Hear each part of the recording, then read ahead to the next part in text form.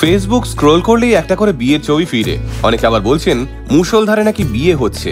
খানিকটা অবশ্য তাই, কারণ confederation of all India traders মানে CAIT অনুসারে 2025 সালে শুধুমাত্র আমাদের দেশের 45 দিনের এই বিয়ের সিজনে প্রায় 46 লক্ষ বিয়ে বাড়ি অনুষ্ঠিত হতে চলেছে।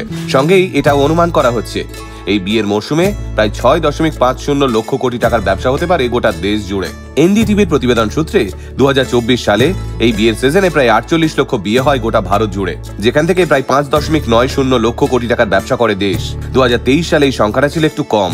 সে বছর এই বিয়ের সিজনে প্রায় 38 লক্ষ বিয়ে হয় এবং ব্যবসা করে 4.74 লক্ষ কোটি টাকার। তবে উল্লেখ্য এটাই, এই সমস্ত বিয়েতে 70% আমাদের ভারতীয় জিনিসপত্রেরই ব্যবহার হয়েছে।